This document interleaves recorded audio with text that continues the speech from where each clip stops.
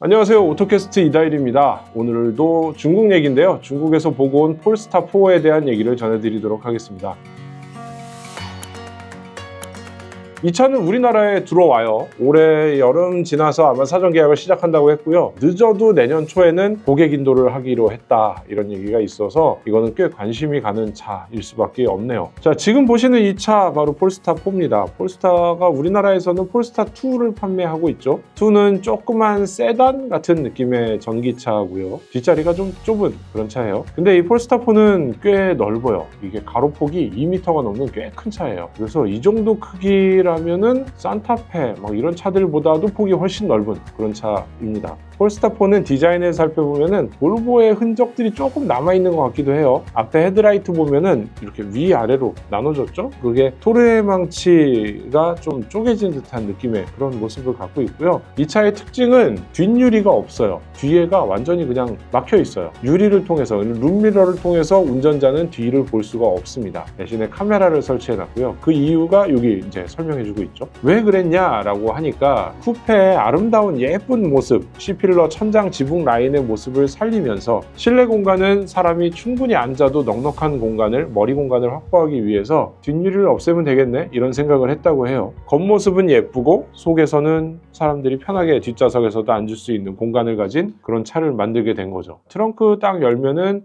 그냥 SUV처럼 생겼죠. 근데 그 안에 격벽 같은 게 있는데 이걸로 뒷좌석 승객석과 트렁크 공간이 나눠져 있어요. 살짝 떼면은 떨어지긴 하는데 그 사이로 뭔가가 뒤를 더 볼 수 있는 건 아니고요. 사실 폴스타에는 폴스타3라는 차가 있죠. 저도 덴마크에 가서 보고 왔었는데 그 차가 원래 먼저 나왔어야 됐어요. 그러면은 폴스타2, 3, 4 이런 식으로 순서대로 런칭을 하게 되고, 폴스타6였던가요? 아주 스포츠카 멋있게 생긴 거, 이런 것들도 나중에 런칭을 하게 되는 그런 스케줄로 이어지는 것인데, 지금 폴스타3보다 이 폴스타4가 더 먼저 출시되게 된 거죠. 폴스타3가 우리나라에 아직 런칭하지 못하는 이유는 몇 가지가 있어요. 근데 이게 우리나라의 좀 장점이라고 해야 되나? 우리나라의 인증 제도가 다른 나라보다 좀 더 까다롭기 때문에 이 인증을 한번 받고서 다시 실차가 나올 때쯤 또다시 인증을 받아야 되는 이런 이슈가 있어서 폴스타에서는 이거 한 번에 가자, 그래서 좀 더 기다리기로 했다고 하네요. 사실 이미 신차로는 출시를 했기 때문에 이게 실내가 궁금했거든요. 그리고 특히 이날 중국에서 폴스타 OS라는 것도 발표를 했고요. 폴스타 폰이라고 전화기도 함께 발표를 했어요. 얘네들이 어떻게 연결되는지가 굉장히 궁금했는데, 사실 우리나라에는 여기에 상당 부분이 T맵하고 플로우 같은 우리나라 제휴사들의 프로그램이 들어가게 됩니다. 근데 기본적인 형태는 동일할 거기 때문에 중국 거지만 감안하고 좀 봐주세요. 지금 보면 중앙에 화면이 하나가 있죠. 그리고 이 화면은 스마트폰하고 연동이 됩니다. 근데 연동되는 방식도 독특한 게, 스마트폰을 하나 이렇게 화면에 딱 놓은 것처럼 3개, 4개가 한꺼번에 딱 올라가요. 여기에 아이콘들을 컬러로 구분했는데 차와 관련된 거,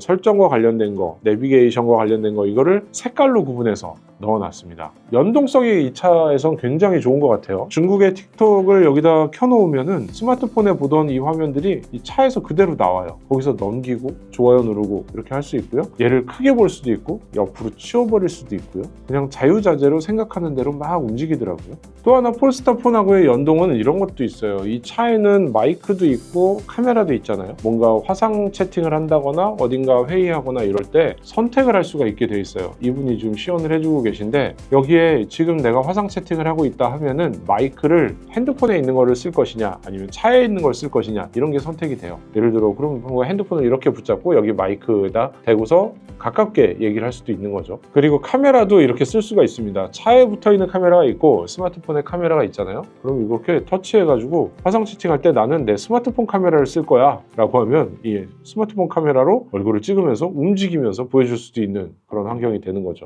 이렇게 되는 거가 사실 자동차에서 거의 못 본 것 같아요. 근데 이번 중국에서 본 차들, 전기차들은 각자 자기들만의 이런 새로운 IT 기술을 막 접목을 시켰는데, 폴스타 역시도 그런 점에서 새로운 것들을 여기다 막 넣어놨더라고요. 그리고 이 중국인 지금 소프트웨어 엔지니어가 직접 설명을 계속 해주고 있는데 이런 얘기를 했어요. 이거 한 번에 2가지 혹은 3가지의 명령 수행이 가능하다, 이런 거예요. 온도를 22도로 낮추고 창문을 열어줘 라고 하는 문장을 해석해서 온도를 낮추고 창문을 여는 동작을 순차적으로 수행을 합니다. 음성 명령 이런 것들을 분석할 때 이렇게까지 하기가 쉽지 않았을 텐데 저는 여기서 처음 봤어요, 이런 것들. 좀 앞선 기술인가? 이런 생각이 들기도 했고요. 그리고 뭐 당연하게도 이 터치스크린 안에서 자동차의 모든 거를 컨트롤할 수 있는데 송풍구의 방향을 조절하는 그래픽이 너무나 사실적이고 재밌어서 자꾸 이렇게 만져보게 되더라고요. 바람이 그냥 한 줄로 쭉 나오는 게 아니라 이렇게 흩뿌리듯이 나오면서 이쪽 저쪽 방향을 보여주는데 그래픽도 뛰어나고 실제로도 사용하기 좋겠구나 이런 생각이 들기도 했습니다. 요즘 들어서 이 소프트웨어로 정의하는 자동차 SDV라고 진짜로 이 중국 모터쇼에서 본 차들은 소프트웨어로 내 차를 다른 차와 차별화할 수 있다 이런 거를 확실하게 보여주고 있는 것 같아요. 그리고 이 행사에 이어서 나온 아마 셀럽 마케팅을 하는 것 같은데 중국 배우들이라 잘 모르겠어요. 이거 나중에 다른 중국 분들한테 물어보니까 굉장히 유명한 배우들이라고 하더라고요. 이런 분들이 직접 현장에 등장해서 중국의 미디어들과 만나서 소통하는 자리도 있었고요. 앰버서더로 이제 활동하는 그런 모습도 볼 수 있었어요.